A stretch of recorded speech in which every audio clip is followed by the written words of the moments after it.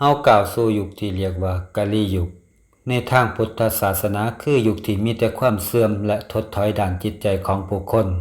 ยุคนี้เฮาจึงได้เห็นคนส่วนใหญ่อยู่เพื่อตัวเองมากกว่าการมีชีวิตอยู่เพื่อแบ่งปันน้ำใจกับคนอื่นๆแม้แต่คู่ครองคนหลักคนในครอบครัวคนส่วนใหญ่เวลานี้บ่เชื่อเรื่องความดีผู้คนเวลานี้บ่เชื่อเรื่องบาปกรรมคนยุคนี้บ่เชื่อแล้วว่าการทำดีแล้วได้ดีทำชั่วแล้วสิได้ชั่วหลายคนเดี๋ยวนี้บ่รู้ด้วยซ้ำว่าศีล5มีหยังบ้างรักษาศีลแล้วสิได้หยังเฮาจึงได้เห็นคนส่วนใหญ่มักจะทำในสิ่งที่ตัวเองต้องการโดยบ่สนว่าเรื่องนั้นจะถูกหรือผิดขอแค่เป็นเรื่องที่ตนพอใจก็พอเพราะดอกผลของการทำดีมันจะต้องรอจังหวะและเวลาให้ผลช้าและบ่รู้ว่าจะให้ผลตอนใดการทำความดีเวลานี้มันเฮ็ดยากมากกว่าการทำหยังได้ตามใจดังนั้นเมื่อมีหยังมาขัดขวางความเป็นตัวของตัวเองทุกคนก็จะเลี่ยงออกปัดออกไปบ่เฮ็ดบ่ทำหากเขายังปล่อยให้ความคิดเช่นนี้ครอบงำจิตใจมากเท่าใดสังคมก็จะยิ่งบ่น่าอยู่และแรงนำใจกันมากขึ้นนับวันเฮาก็จะยิ่งพอกพูนความเห็นแก่ตัวขึ้นเรื่อยๆมีเท่าใดก็บ่เคยพอ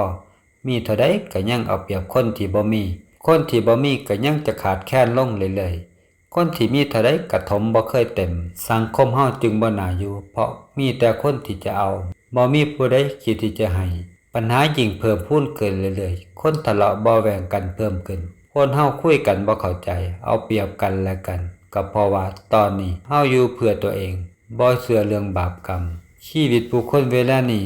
จึงประสบกับภาวะทุกข์ทางใจเพิ่มมากขึ้นเรื่อยๆวางใจเป็นกลางยึดทางสายกลางทุกข์สุขเดี๋ยวมาเดี๋ยวไป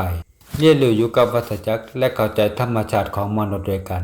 มองโลกตามความเป็นจริงอยู่กับปัจจุบันพอใจในสิ่งที่มียินดีในสิ่งที่ได้เมื่อเกิดความเบื่อหน่ายสิ่งเหล่านี้สิเฮ็ดให้นำไปสู่ความจริง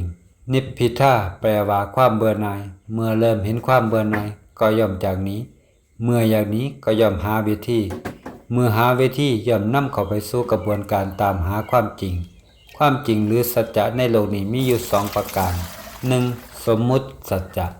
ความจริงโดยสมมุติ 2. ปรมัตถสัจจะ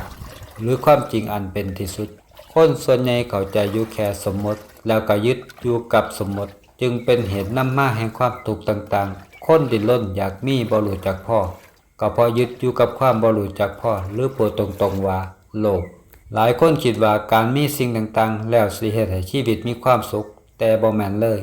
ยกตัวอย่างเช่นคนซื้อรถต้องหาเงินดาวน์รถแล้วก็หาเงินส่งค่างวดรถแล้วก็ค่อยปวดหัวกับการซ่อมดูแลรถสรุปแล้วที่ได้มาคือความทุกข์มากกว่าความสุขฉะนั้นจึงควรอยู่กับสมมุติแต่ต้องเรียนรู้จักวิธีบ่ให้ติดกับสมมุติมีสุขก็ต้องมีทุกข์มียศเสื่อมยศมีลาภเสื่อมลาภมีสรรเสริญก็ต้องมีนินทาเป็นธรรมดาของโลกหากเข้าใจธรรมดาของโลกเวลามีปัญหาหยังเกิดขึ้นจิตซอยให้เฮารู้จักการปล่อยวาง